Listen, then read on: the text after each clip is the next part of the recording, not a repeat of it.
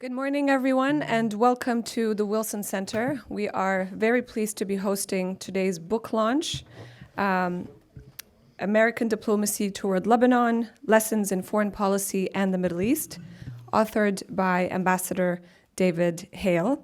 And we are honored to be collaborating or co-hosting today's event with the Middle East Institute, as well as the American Task Force on Lebanon. I am delighted to introduce the chair of the Middle East program, Ambassador Jim Jeffrey, who will introduce our speakers today. Thank you. Jim?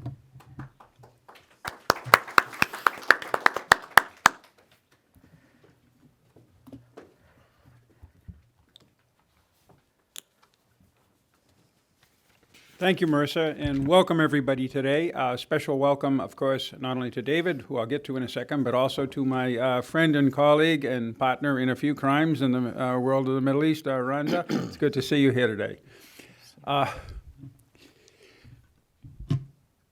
Today we're, first of all, honoring not just a book, but its author, my longtime colleague and friend from the American Foreign Service, and now a rich resource for the Wilson Center, Ambassador David Hale. David was Undersecretary of State for Political Affairs. It's a long title, but it's the guy who basically runs the Department of State.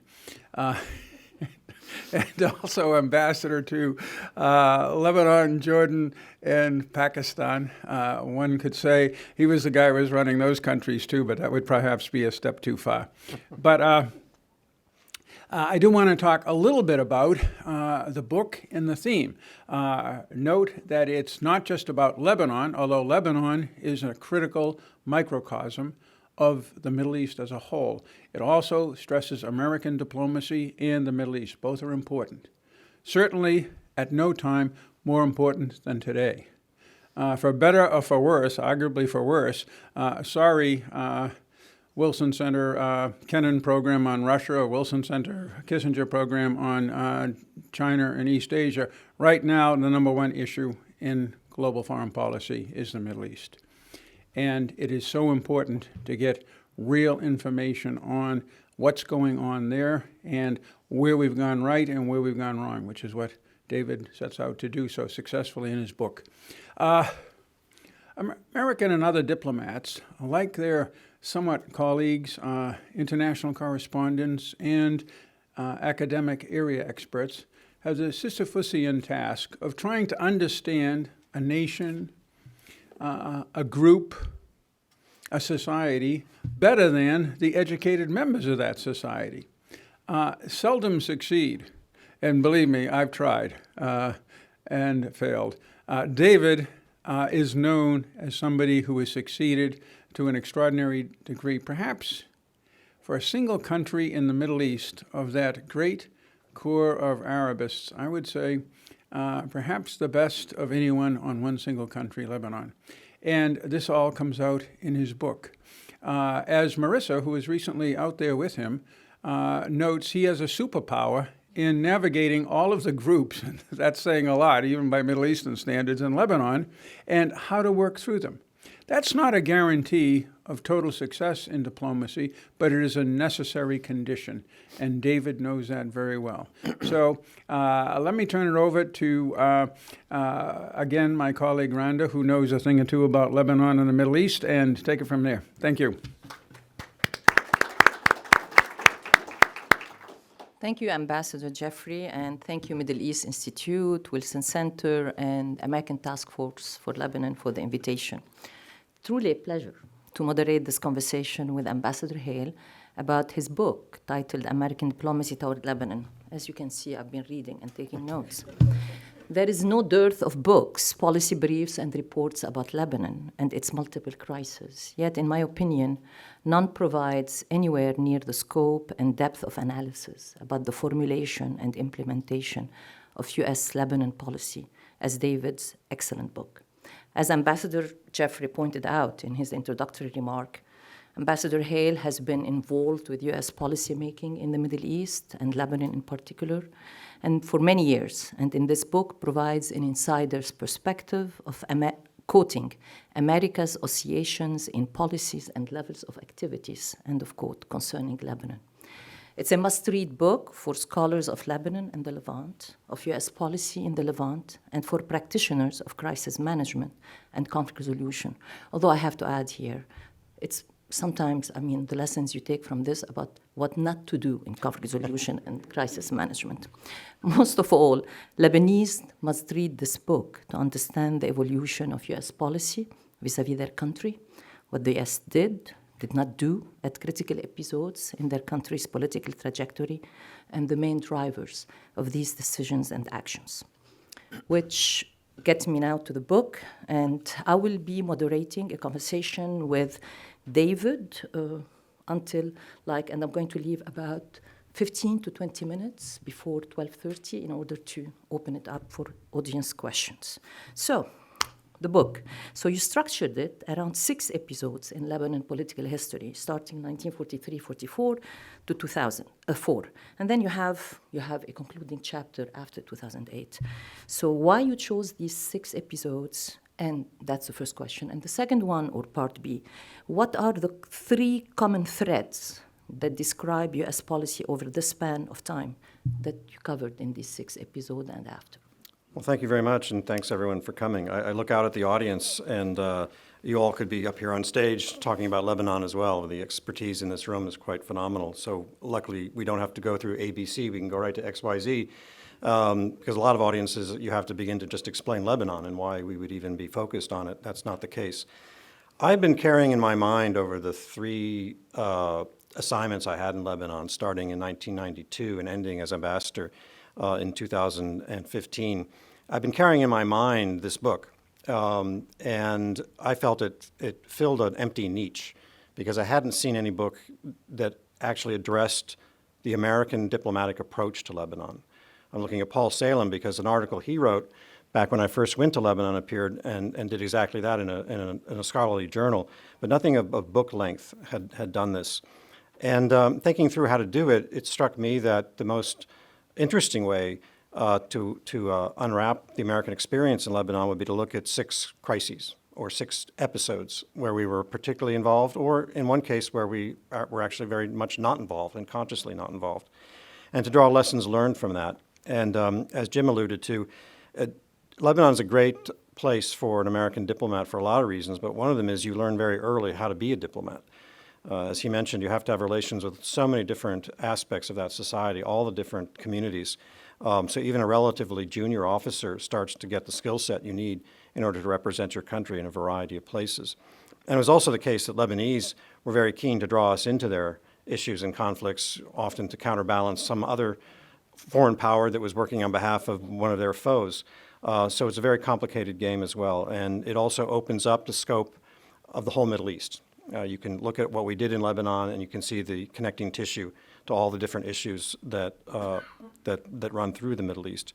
In terms of the 3 common threads, the biggest one is the oscillation that you mentioned, or spasmodic involvement, where the United States often, for reasons that really have less to do with Lebanon than with other factors like the neighborhood, will get very, very involved. And there were, in fact, 3 periods of time when we had in-depth presidential leadership on our Lebanon policy: 1958 under Eisenhower, 1982 and 84 under Reagan, and 2004 to 6 under George Bush. But we often would come across serious problems, and often our interventions were overly, I think, inflated in terms of our expectations and our ability to deliver. And when we would hit hard realities, we would often just disappear. And that would lead to the valley of neglect, where our enemies often were able to rebuild themselves and become even more potent than they were when we had first intervened, speaking specifically of Hezbollah in that instance. A second theme is related to that is problems with our friends. I mean, the oscillation is a problem with our decision-making process, which we can get into in more detail. But I also drew a conclusion that we often were challenged by our friends, in this case Israel, most often, when Israel would have unrealistic expectations of its own and would have to be pulled back. And they often would not take our advice on the conduct of a military campaign, but they would find themselves in need of help in how to end war. How do you get a diplomatic process in place that would protect their interests and end the conflict? And I think we're facing that now in Gaza, but we also saw it in 2006. Condoleezza Rice said, wrote in her memoirs that as she was trying to negotiate an end to the war with Ehud Olmert, she discovered the Israelis really hadn't articulated even for themselves what their objectives were. So if you don't know what your objective is, then you don't know when to declare victory or success. And so we had to kind of fill in that blank for them. And the same could be true, frankly, in the 80s as well, when the Israelis famously thought they had a green light from Alexander Haig, and maybe they did, but not for the kind of disproportionate violence that unfolded in Beirut. And again, there needed to be some diplomatic initiative that would help the Israelis pull back from their own overreach. The third theme in the conclusion of the book is problems with our foes, which you would think would be the starting point, but I found that Washington actually was often more complex than dealing with our enemies.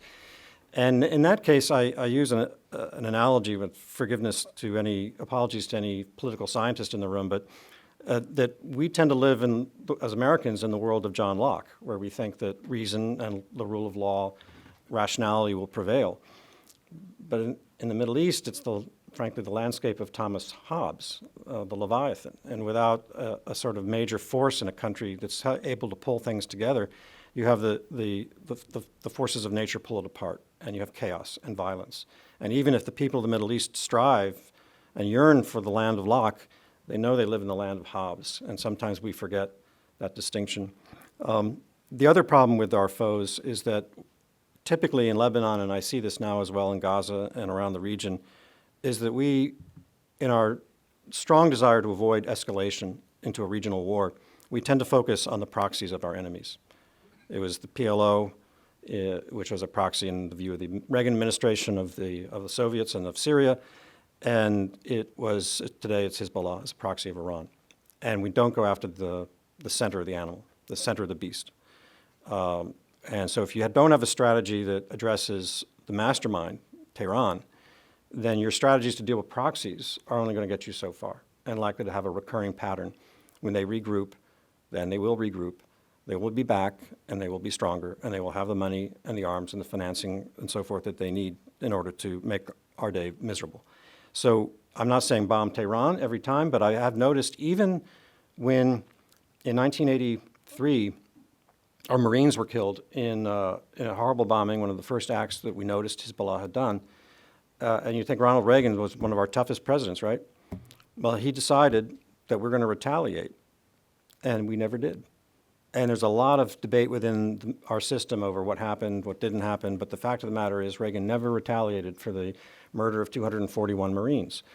And it should have been no surprise. We then withdrew several months later, and then we endured a long period of Iranian mischief, hostage-taking, and violence in the Middle East. And I draw the conclusion that the Iranians must have seen that that approach succeeds, and the Americans are willing to pull out in the face of that kind of threat. So part of the reason why I find the oscillation a problem is that it teeters us into these periods where we neglect, we pull out, it's too hard, where we should be even in our involvement, neither peaks nor valleys, but a steady engagement that can, I think, best protect our interests and those of our friends. You have partly answered this next question, but I'm going to ask it. I've written it. So but my DNA predisposes me to always look at the half-empty glass, okay? But so I'm going to ask the half-full glass here. And as you said, there are few instances of successful U.S. diplomacy vis-a-vis Lebanon. And so reflecting on these, so what are the ingredients, that made those interventions successful? Well, I think each one was a little bit different, but the overarching theme, I think, for it would be realistic objectives and talented diplomats who could communicate directly with the president or the Secretary of State and adjust to realities as needed. So in 1958, Ike wanted to draw a line in the sand against Arab nationalism, which he thought was the opening, the wedge for communism to come. Probably an exaggerated fear, but that was the thinking. And so he organized 14,000 U.S. troops to go to Beirut and the immediate Eastern Med theater, bigger than the Lebanese army. And as an afterthought, as the Marines were landing, they said, oh, what about diplomacy? And so they called the Undersecretary of State for Political Affairs, out of a hearing he was giving on the Hill and said, pack your bags, you're going to Beirut. And they had a special plane, and off he went. But he was really smart. And he figured out the solution was exactly what Gamal Abdel Nasser, who was behind much of the rebellion going on in Lebanon, exactly what Nasser wanted, but we claimed it was also what we wanted, and it ended a domestic political crisis in Lebanon. In 1976, it was a very strange situation where the United States didn't want to get entangled in the Lebanese Civil War, and we wanted it to just kind of have a lid on the pot that was boiling, because we were focused on step-by-step diplomacy. Remember Henry Kissinger and the Syrians and the Egyptians after the 73 war. But the Syrians were actually very upset about Palestinian inroads into Lebanon and decided to deploy troops there, and that got the Israelis very upset. And so we sent Dean Brown, another very capable American diplomat, to work it out. And his instructions were to eliminate the PLO. That's not going to happen. And make sure the Syrians don't come into Lebanon. That wasn't going to happen either. But when he got there, he called back home. Gerald Ford was president. And said, change my instructions. This will be more realistic. I've talked to people, and this will be more realistic. Let's work out red lines so that the Israelis and Syrians can coexist, which is exactly what he did. Very little known chapter in the relationship. And in 2006, the President Bush is much maligned for his so-called unilateralism, but in fact, in Lebanon, he embraced multilateralism. And we did, I think, a very successful job after Hariri was assassinated and working with the French, which was the one common interest we had in the Middle East with the French, on a series of resolutions that were, along with the popular will of the Lebanese people, instrumental in getting the Syrian troops out of Lebanon. So, talking about 1958, one of my favorite quotes in your book is by President Eisenhower, who during a Lebanon crisis meeting on June 15, 1958, asked, quote, "How can you save a country from its own leaders?" End of quote. I've been asking this question about Lebanon for a long time, but also I've been asking this question about Iraq. I've been asking this question about many countries, Syria, in the region. So again, how can Lebanon be saved from its own leaders? And what can the U.S. do about that? Can Lebanon be saved from its own leaders? Well, it can be helped with partners if you can build partnerships with the many leaders who are involved in Lebanon in a decision. But also, it's not just Lebanese leaders, it's also the foreign actors who, rightly or wrongly, involve themselves. One of the things I always like to say about what I learned in Lebanon was that, particularly as Americans, we are very action-oriented, so we think, our actions will accomplish things. But you also have to think about what you don't do, because that's as much a decision as deciding to do something, as deciding what not to do. And in consultation with Lebanese leaders, that's very important. I think you also have to bear in mind that there is a high level of expectation by the Lebanese people and its leaders that the United States and other great powers are going to be involved in their affairs, and that if they don't welcome it, they at least sort of deal with it. And so I think it's a mistake for an American administration to somehow hide behind non-intervention, because non-intervention becomes an active intervention because our friends then feel like they're exposed to the factions that are supported by Iran. But, I do think there have been moments where we have helped. I mean, the quote you made was President Chamoun was trying to extend his term, and that's what had sort of prompted the whole problem. And we quickly abandoned him. We just said, that's not going to work, but we'll find somebody else. And he had to accept that. I would say in other instances where this I call it the every 6-year presidential fever that comes, is that's a point where we I think do have a responsibility to help Lebanese compose their differences, but it shouldn't necessarily be on the terms of our opponents. We need to be active and help establish the parameters for those decisions. One of the great problems in Lebanon today is leadership, and we can't create it. We can only work with those that are leaders.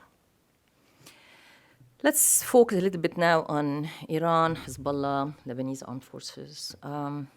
On Iran, you discuss at length, and I already mentioned that, the vacillating U.S. strategy regarding Iran over successive administration, right? So how do you think these vacillations affected U.S. interest in Lebanon? Yeah, I think this is one of the most obvious things that came out of my writing of the book to me, was that Since 1979, with the Iranian Revolution, American presidents have tried almost everything you can think of in the diplomatic playbook on how to deal with Iran. We've tried engagement. President Obama, in his inaugural address, one of the most important speeches of any president, in his opening inaugural address, reached a hand of peace out to the Iranians, who just didn't even answer. We had a secret negotiation with the Iranians that brought up the JCPOA agreement. We've had a whole range of sanctions, from sort of wrist-slapping sanctions to very serious sanctions under the Trump administration, maximum pressure. None of it was applied long enough to actually test whether that approach was going to work or not. And maybe none of them were going to work anyway. But because of our own democratic system, our foreign policies, particularly ones as controversial as Iranian policy toward Iran, tends to not last very long. When the Clinton administration came in, they had a relatively mild approach to the Iranians. And you might remember in 1994, the Republicans had a revolutionary election and won the Congress. And Congress just started slapping sanctions on. And Clinton had to decide, am I going to go with this or not? And they decided to go with it. But even within that administration, you had two completely alternate approaches to Iran. So if you're an Iranian leader, you just wait. You just wait us out. Because whatever policy we're doing today, there's a good chance that in 2 or 4 years, it's going to be different. And meanwhile, they can kind of shore things up or outlast us. And so although personally I would advocate for a maximum pressure strategy, I would think it's even more important that whatever we do, it has bipartisan support so it can outlast and be tested and adjusted as needed to realities as if there are opportunities arise. So on this maximum pressure strategy, I think we have seen it in the Trump administration. And you argue in the book that it wasn't given enough time to be tested in full. You know, it's a fair argument. But there is, and there is also you argue in the book about a realistic, approach to foreign policy taken by the Trump administration, building on trying to, if I'm quoting, I'm not going to quote here. Yeah, I have the quote. You said, talking about the Abraham Accords, you said the Abraham Accords emerged as a transformational acknowledgement that the path of Arab-Israeli peace laid not through Ramallah, but through a common security orientation to deal with the shared threat posed by Iran. End of quote. So let me be the devil's advocate here. And so on the other side, and people in the region, experts and analysts, would argue that, in fact, not only the Trump administration policies around the Abraham Accords, but also the Biden administration push for Israeli-Saudi normalization, but more importantly, decades of Israeli occupation. In a way, by sidelining the Palestinian issue through the Abraham Accords and now through, the Israeli-Saudi normalization, that was one of the drivers of what happened, the terror attack, Hamas terror attack on October 7, and also basically Iran sending a message, I'm not going to be left out of the regional negotiation table here. So how do you comment on that? Right. Well, I mean, that's a very valid point. I would say that my research and my analysis of our diplomacy toward Lebanon and these oscillations applies equally on the Israeli Arab and Israeli Palestinian front, and that I thought that the Abraham Accords were a brilliant adjustment in the approach, but that didn't mean that we should just drop the Palestinian agenda like a hot potato. I mean, it needed to also have its own approach. Now, in fairness, and there are some from the administration who were in the room, but they did try initially, and Abu Mazen wasn't going to have anything to do with it. And so it wasn't as if they set about the path of sidetracking the Palestinians. The door seemed to be shut. And I think what particularly occurred, was the Emiratis, in reaction to announcements of possible annexation of the West Bank by Israel, went into overdrive to prevent that. And so but I think everyone would like to see some effort to restore attention to the Palestinian problem. But again, I see this oscillation because already people immediately jump to, well, we can go right back to two-state negotiation, right back to where it was left in, when was it, 2000, what was it, under Kerry, John Kerry. That's a few years ago, okay? And it wasn't for lack of effort. And Mitchell before him, and all before them. It is hard, and you're not going to, in this climate, just snap your fingers and go right back to that model. You're going to have to build a consensus and build a climate that'll enable that. And That's why these spasmodic interventions, and then it's too hard, and then we pull back, applies equally to so many issues in the Middle East, including the Palestinian one. One of your criticism in the book about the JCPOA is this delinkage between the nuclear program, Iran nuclear program, and Iran nefarious regional behavior, which I think is a very valid criticism, and I'm one of those who really, will agree with that. But at the same time, as you well know, I mean, you are more experienced negotiator than I am. You start by taking in negotiation whatever you can get, and at the point, reining in Iran nuclear program was a good get. It was realistic, and it was all we could get. So was it a mistake to abandon the JCPOA and be now left with Iran where it is? Its nuclear program is stronger than before. Well, I was a career diplomat, and I represented both parties at a Senate-confirmed level. So I can argue, all sides. Yes, I don't have to anymore. Yes. But I think that in defense of the JCPOA agreement was the fact that for that the thesis was to succeed you had to have a consensus among the powers that mattered, and that included Russia and the EU. No veto from China. And so that meant you had to compromise. Correct. They weren't going to agree to a maximum pressure approach in the region and the connectivity, the linkages. They just weren't. Yeah. And I think the trade-off was, well, we're better off having the sanctions. But the naive part of the strategy was to think that this will change Iranian behavior over time. That there are moderates, and that the moderates will prevail because of this deal, and then we can start to adjust Iranian policy to the region. I think that was completely unrealistic and without any evidence to support it at the time or subsequently. So, was it a mistake to pull out JCPOA? I don't think so. I think that we were already down a road of problems. Now, my understanding at the time was that the administration wanted to use that to negotiate a better deal. Yes. That was the concept. Yes. Although I have to ask the question rhetorically, I'm not sure that if the Iranians had just cried uncle to the pressure, that they said, okay, what do you want? I don't think we had an answer. So interesting. Yeah. It's because we did not have an answer, or our I don't think allies did not I have don't an think the answer? administration had thought through Okay.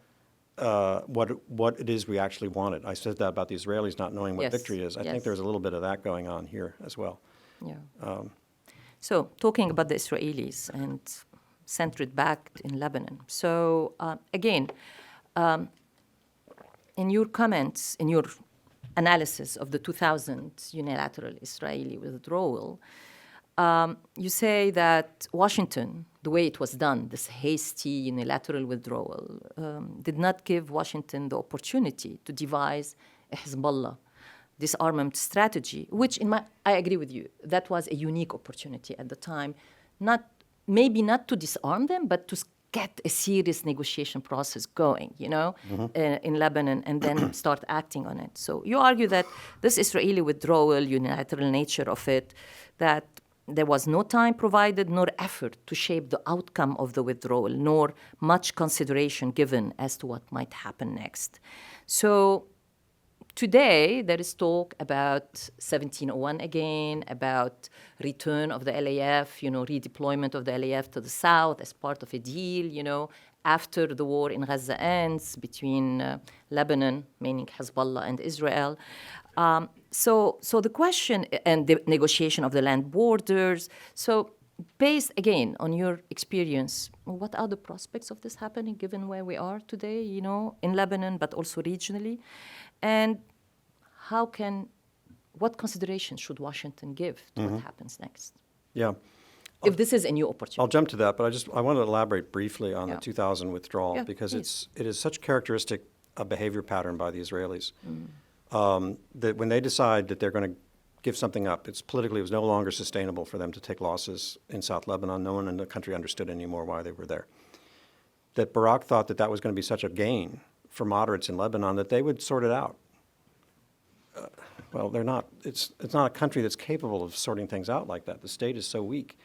And so I think it wasn't malign. It was just going back to Hobbes and Locke. I mean, the Israelis understand a little more about Thomas Hobbes than maybe we do, but there was a thought that the state would assert itself in Lebanon, and that was going to happen. And the state is not ever going to be able to step up to challenges like that without external help. And we could have used that withdrawal as leverage for some interesting things. Today, we've been paying lip service to 1701 for 18 years, and we haven't, frankly, had any serious diplomatic efforts to do anything about it. We've been arming. Why is that? Well, back to it's the too hard category. Yeah. And there's no crisis. Now there's a crisis. So now we're talking about 1701 again. Yeah. Well, there again, the Lebanese army is not really going to be able to deploy down there without a lot of diplomatic work that is going to include recognizing Hezbollah's say-so in all of this. What I find actually, but we shouldn't abandon that. We should continue to work on it and use this moment to try to get as much as we can in terms of more buffer between the IDF and civilians in Israel and the civilians of Lebanon. But what a state of affairs we've come to now where Hezbollah basically in Iran is the major protagonist. And that wasn't always the case. It really started in the 90s. And we can talk some more about that period. But what I find troublesome now is that I hear leaks out of the administration anyway that 1701 is too hard to reach. So we'll go back to something like the monitoring group that was set up to end the conflict in 96. And if you remember that, that was a very strange animal because it legitimized Hezbollah attacks on the IDF and really was the first step toward the 2000 withdrawal. And so, and it basically had the United States and France negotiating indirectly with Hezbollah. Very, very strange situation, but it would be a regression to accept that instead of 1701, which didn't legitimize attacks. It called for an end to violence and disarmament, and we need to continue to hold the feet of the Lebanese to that. And they, as a country, do have to bear more responsibility in coming up with creative ideas to help us get there. So you were mentioning the 1990s. What do you like to say that in terms of Iran? Well, I was the political officer at the embassy for much of that period, and then DCM in the early 90s, and then I went back as DCM in the late 90s. And it's in the memoirs. I mean, there's no secret that the senior Clinton administration people made a bargain. The president decided that Syria first was going to be the strategy. Put the Palestinians aside, we'll get back to them, but that the key to unlocking the door would be get an Israeli-Syrian peace. And it would also be a twofer because that would eliminate or reduce Iranian influence. And so they spent 8 years chasing after Hafez al-Assad. And our leadership decided that we were just fine with Syrian troops staying in Lebanon, even though it was in violation of the Ta'if Accord and our stated policy, because that would be the only way they could imagine that Hezbollah would be eventually disarmed. But when Dennis Ross, who was the main negotiator, had a conversation with Assad about Hezbollah, why, Mr. President, are you so certain that you can deal with them? And he said, don't worry, I'll deal with it. And that was enough. We took him at his word. But what he had was his hand on the spigot of violence. So when he wasn't happy with the Israelis, Hezbollah would turn up the pressure. Back again. So it was and during that period, because we never got Syrian-Israeli peace, that was the period when Syria and Hezbollah and Iran really consolidated their hold on Lebanon. Hezbollah got into the parliament in the 1992 elections, but it was still a small, very potent, dangerous terrorist group. But it was limited in its scope. And by the end of the 90s, it had become the major player among the Lebanese. And that's very hard to reverse. So today, who controls Hezbollah? Who can play the Hafez Assad role or pretends to play Hafez Assad role? They have a lot of autonomy. We talked about this in another format. But they have autonomy because I think the Iranians trust Nasrallah, and they know that their interests are so totally aligned that they don't need to micromanage Hezbollah. In fact, Hezbollah can do some things better than the Iranians can do. But at the end of the day, when we ask about 1701 and how do you fix things, the answer is not in Beirut. The answer is in Tehran. And again, without a strategy that links the whole region together and all the dimensions of which Iran is exploiting, and then deals with that Iranian problem as well as the local theaters, we're never going to get anywhere. We have a mechanism now in place to do that, the quintet, correct? I mean, there are, U.S., France, Egypt, Saudi, Qatar. And it has been really ineffective. There is this platform or mechanism, and why it's not working? I mean, on the local, but also taking care of the regional picture that you're talking about. I just don't think the Iranians feel the pressure. I think that they are not part of it. They're not part of it, although I'm not saying there are. I have no idea. There may be, I'm sure there are back channels through the Qataris and so forth. But I don't think that the Iranians feel that there's any need for them to adjust. I think they felt this administration was accommodationist in its approach, and that the current strategy is succeeding. They are setting the agenda every day when we wake up. The Iranians or their proxies have set the agenda for the day, and we got to turn that around. And you don't turn it around by attacking a Houthi. You turn it around by having a strategy that puts pressure on Tehran. Last question before I turn it over to the audience. So here I'm paraphrasing General Petraeus. So how this whole mess in the region and in Lebanon is going to end? Well, I hate to say it, but it probably doesn't actually end. You're still going to live with history, to also paraphrase someone else. What we can do is a better job of managing it, and a better job of giving our moderate friends in every country a better opportunity, a better sense that there's support, that we're not going to walk away from them and leave them to the devices of our enemies. And that's the basic theme of the book, is engagement, persistence, presence really do matter. Quickly, best case, worst case scenarios for Lebanon going forward? I would argue, as I have in writing, that we should focus more on stemming the eruption of a black market there than on political issues. And we shouldn't drop political issues. Those are still very important, and they're all linked. But there are things that the central bank under new leadership can do, that the government can do because it's a crisis, to stem this flow into a black market. Because the black market's terrorist financing, Correct. it's going to be money laundering, and it's going to be bad guys. Yes. And we have absolutely the tools to help Lebanon stop that.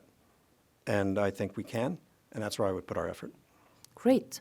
So, questions from the audience. Do we have questions already? Or yes, I have Joe and then Ross, and then I don't know your name. Sorry. Oh, I have the questions. Sorry, I have questions that have been. But okay, I have questions that have been. This is online or is it?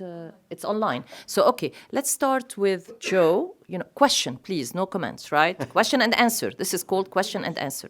2 questions, quick, short, and then Ross, and then Sir, and then I'll do the online. Yes. Yeah, Joe Jabali with the Lebanese Information Center. First question about the, what you call the oscillation of the American foreign policy, American diplomacy. And we've heard complaints about it, not just regarding Lebanon, but in general. Now, some would argue this is part of the democratic system because there's a change of government. But we know that the consequences, as you mentioned, could be disastrous for American interest and for the American friends. I mean, do you have any remedy to that problem, that because of change of government we have a change of policy? My second question is, since you've interacted with many Lebanese, especially Lebanese leader, do you have any advice for them on how to approach U.S. policymakers? Thank you. I'll start with the second question. Please. My advice always is don't just come to an American policymaker with a problem. Have a solution. That's good advice in life in general, but particularly in American policymakers, because they're busy people. Lebanon's kind of fuzzy for a lot of their minds, and so offer ideas, and also ideas on what the Lebanese can do. It's not just going to be riding on America's back, but what is it that we can join, an initiative that has, it's not going to have a consensus in Lebanon, but at least sufficient buy-in by Lebanese that has a chance to actually get going. The second, on your first question, we're a democracy, and thank God we are, and democracy comes with prices, and one of the prices is sometimes discontinuities in our policy. I would just call for greater effort on the part of administrations, and I would say especially this one, to enunciate its goals and persuade those who matter in our system, in Congress, across the administration, the public opinion, writers, and so forth, of why it is we have a certain goal vis-a-vis Iran. Whatever the policy is that they adopt on Iran, then go describe it, because I don't hear that. And that, I think, if you haven't been able to articulate your policy, there may be something wrong with your policy, but there's certainly going to be something wrong with having it sustainable politically. And so that's, I would just encourage more investment in making the political case for a given policy, particularly if it's controversial. Ross?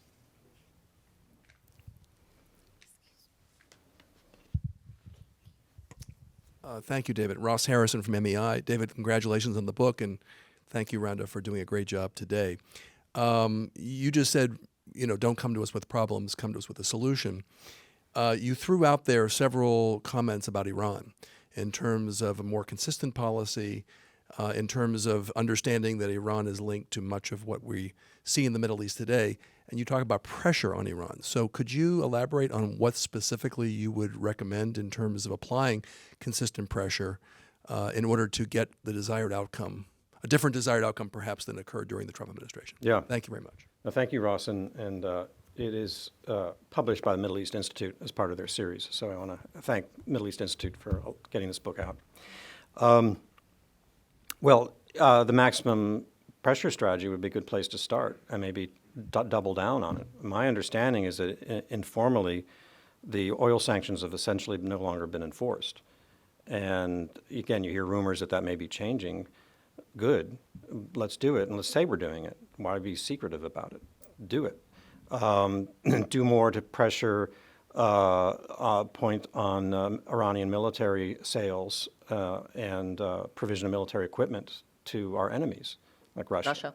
So forth. I mean, that's a violation of a lot of UN Security Council resolutions, so that's one way to do it. More pressure on their proxies, not just responses. I mean, we haven't really responded forcefully and identified the Iranian piece of it until the Tanf attack killed 3 of our soldiers. But these are our responses are because they don't want an escalation, administration doesn't want an escalation, it's totally reactive, and I think we have to be more proactive and have the Iranians less certain about what we're going to do. Again, I'm not a warmonger, but we have had a much higher level of engagement of Iranian military, particularly naval assets in the Persian Gulf at other times, and we lived to tell the tale, and it actually ended up containing the Iranian threat. So I would seize opportunities there as well, and get our allies more focused on these realities so that they're joining with us in these sanctions. That's a starting point. Sure.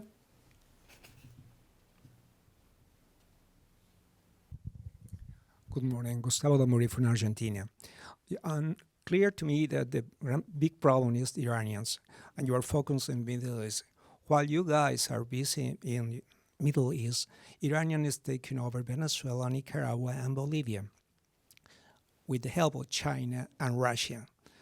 Don't you think it's time to change the American policy? Because after 65 years, it didn't work in Cuba. Why they will work in other countries?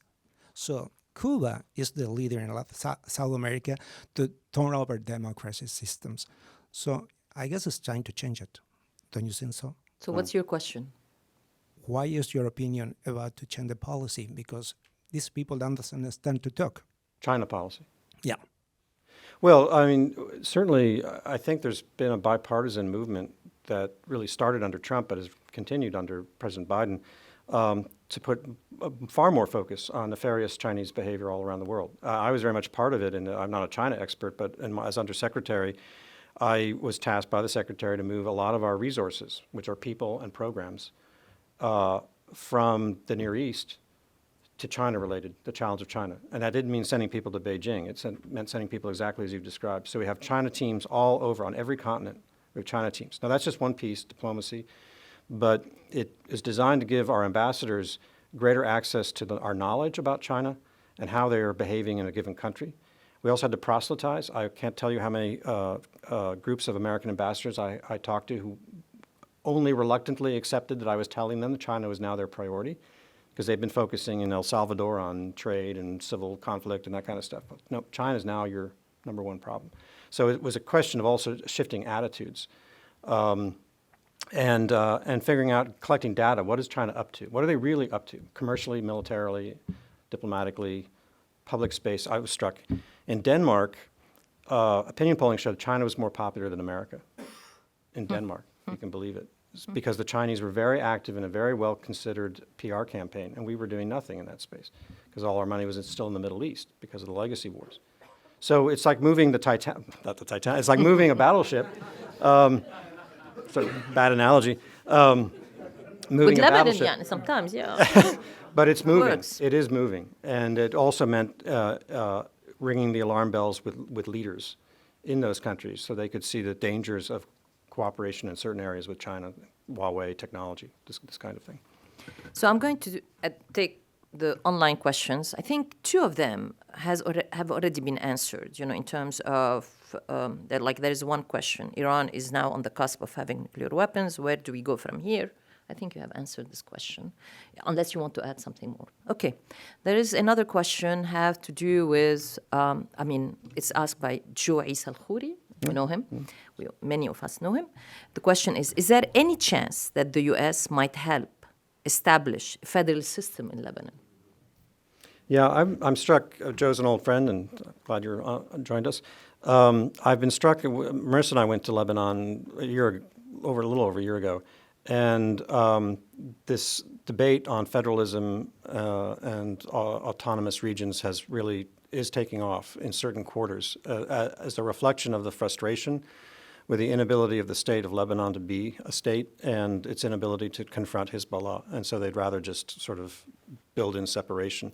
It's a more nuanced proposal than the old ideas about partition, which I won't describe, but I think it is important for American policymakers to hear the argument and see if it can be developed. But as I've said to Joe and others, it goes back to Joe's question is you've got to have a sufficient Lebanese buy-in before American officials can really do anything that help.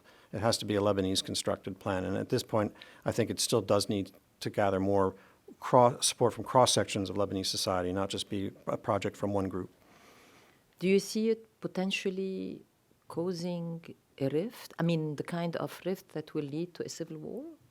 Well, Again? there's only one armed Exactly. faction, so and they're going to fight it. Yeah, and we're a long way from that. What I discovered in my time in Lebanon is that anytime the Maronites would complain about power sharing formulas and what's really happening on the ground, the first thing the Shia leadership would say, "Oh, good, we'd be happy to reopen the Ta'if agreement, and we will start with a census." Exactly. And the power arrangement will reflect the true census in this country. Exactly. And it tended to make the Maronites stop talking. Yeah. I mean, let's make it clear to everybody. I don't know. There has been the last census is what? 1932. And since then, we have been happy to live in the bliss of ignorance about our demographics. Yep. Yes. Yep. Okay. Now, the other question, again, from the Roy ATFL, question is, do you think Lebanon has any chance of electing a president, having a vibrant economy, have a border demarcation with both neighbors, Syria and Israel, and its proxy in Lebanon? Wow. I mean, go ahead. Incrementalism. Yes. You can't do all that at once, but you can never give up. Those are legitimate goals that every Lebanese should share, that they deserve to benefit from, and America should be helping them. But it's not going to happen at once. That would cause an explosion. So we have to think incrementally. And we wrote a piece last summer about restoring sovereignty step by step, and starting with the borders and the airport. Exactly. And the port that was blown up would be a good place to start. And the presidency is a symptom. The vacancy is a symptom. It's not a cause. So we have to also look at those underlying causes. And I worry that by focusing exclusively on the presidency, we forget that it will be solved by a package deal that will include the cabinet, the prime minister, the agenda in parliament, the reform program. It has happened in the past. Yeah, so it can happen, but it's going to have to come together like that. And just having American diplomats harp on the vacancy being bad tends to actually create a stampede toward any president, which I would argue the vacancy isn't necessarily worse than having the wrong president who's not capable of addressing these issues. So. On the issue of the presidency, I mean, I heard a lot of controversial talk about your role in the election of Aoun, right? Oh. And so you address this. You address this in the book. So, yes. And you talk about the three, threads or the three axes that came together, or the three conversations that were taking place at the time. Yeah. It will be interesting to, share this with the audience, please. Well, if you pay $28.99, you can go read about it. No, what was happening was a dialogue began between the Hariri family and Hezbollah, which was really interesting. And so that they weren't meeting, there was no real meeting of the minds, but there was a dialogue. By Hariri family, you mean Saad, or the advisor, Nader? One of his Nader. advisors, yeah. Yeah, Nader. I wasn't... I've forgotten what's classified and what's not. But my role, I had these very vague instructions that, if you can block Aoun from being elected, that's good. And there was a lot of history with Aoun and the Aounist movement that went back to the 80s and the treatment of our ambassador and embassy and a lot of bad blood, which frankly wasn't particularly relevant to the moment. And I always felt that, Aoun was someone we could do business with and that he represented at that point, the largest party on the Christian side. It was a fact of life. But those are my instructions. And I said, well, the only way you're going to do that is by having somebody else get elected, and that would be Suleiman Frangieh. And so, Junior. Yeah. And I was authorized to explore that. And I had a series of meetings with him, which he has revealed on television after the fact. And I laid out some of our policy concerns, and he addressed them, and I reported those home. And then I talked to the Hariri family, and they said, we've never met him. Back to Jim's point about often it's the American embassy that has the connectivity in a country that's so divided. So I said, well, do you want to meet him? And we talked about where that could go, and they said, yeah. And so I opened that door. But I made clear to both of them that the United States would never support the election of Suleiman Frangieh because of his alliance with Hezbollah and the Assad family. But we weren't going to oppose it. If Hariri got on board, if they came to a consensus of their own, they'd have to go sell it. We would not be going around, advocating for this, but we will hold our nose and we will agree to do it, to go along with it and not oppose it. And then I got assigned to Pakistan. So, which was a good thing, supposedly anyway. But and then it was left to others, and I think the American role became too pronounced, too visible, because it was all under the table, and too much of an advocacy for that as an outcome for good intentions. I mean, the intention was that this vacancy is bad, let's fill it. But and then the third thing that was going on was, and partly in reaction to all of this, was that Aoun and Samir Jaja began a reconciliation process.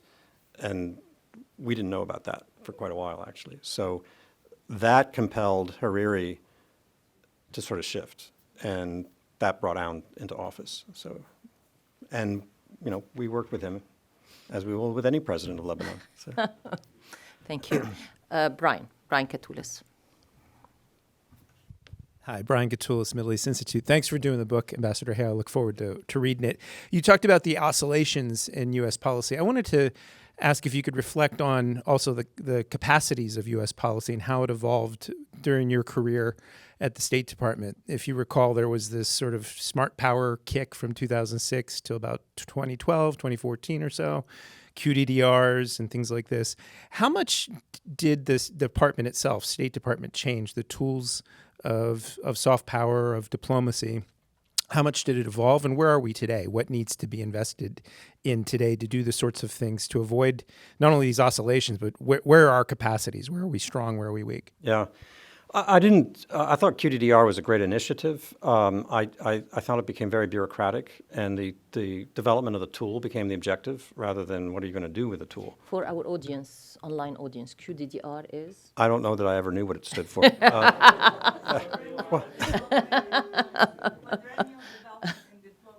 Okay. Thank you, Go ahead. Rita.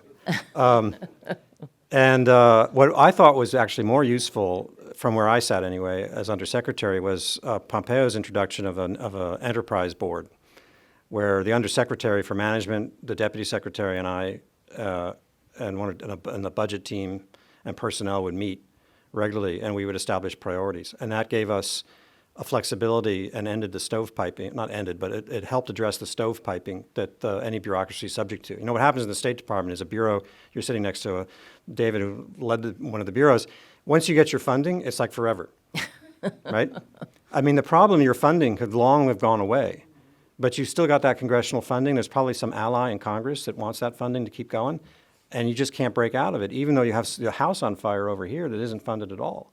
So that enterprise board gave us the flexibility, and that's what we used for the China, changing the trajectory on China diplomacy, just moving people and money around much faster than the system normally would provide. And again, I always try to focus people in the State Department on a meeting, a piece of paper, even a budget is not an outcome. Okay, these are tools, but what is your goal? And the goals do change. So how do you adjust to new realities? Final question. I think I'm going to take an online question here from Mr. Hiroaki Nakanishi. Apologies if I mispronounce your name. What do you see the role of Lebanon in stabilizing MENA, specifically vis-a-vis Iran? Well, as I've said, I think that unfortunately at times, I mean, Lebanon is a microcosm, and so all that courses through the Middle East has its Lebanese dimension. But we're not going to fix MENA through Lebanon. I think we can help fix Lebanon through MENA. And so I would try to keep both in focus and understand the connectivity, but don't rely on Lebanon to help you solve bigger problems. It's not going to work that way. Do we have time for one more question? I do. I think here. Yes, please. You described Hezbollah as the most important player in Lebanon, which got me thinking. What's the history of the attempt by the U.S. government to have any kind of dialogue with Hezbollah? Or has it always been through Berry or some other I mean, if they're that important, how does the U.S. government deal? I mean, is there any effort at all to talk to them? Not to my knowledge.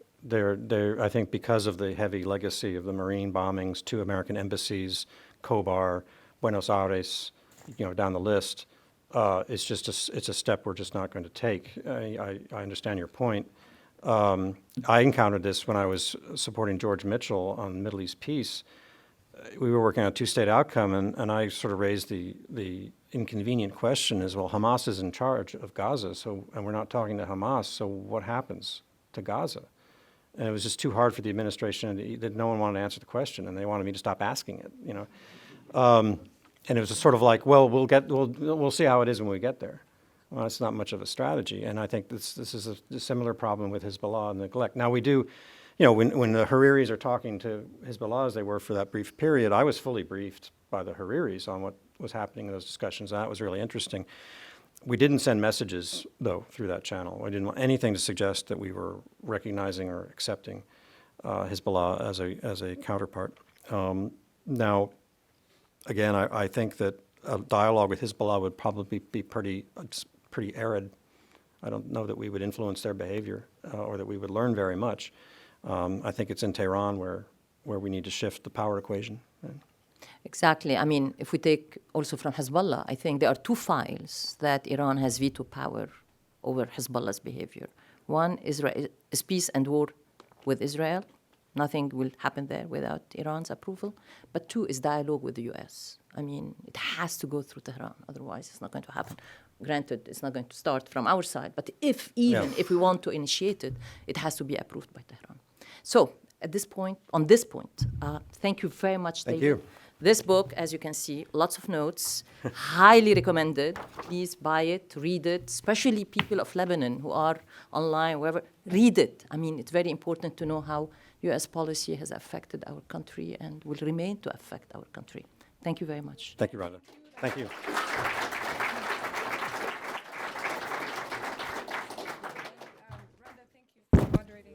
Enriching discussion. Thank you so much, Ambassador Hale. And thanks to the Middle East Institute and ATFL for co-sponsoring and co-hosting this event today. As Randa mentioned, the book is outside. I would run and get a copy because we're running out of copies, actually, which is a great problem to have. And thanks to our online audience, we have a lot coming up with the Lebanon Ideas Forum, which we house here at the Middle East program at the Wilson Center. So we're very fortunate to have Ambassador Hale as a global fellow. So thank you again, and we look forward to the conversations. Bye. Thank you. You were great. You were great. Thank you. Oh, well.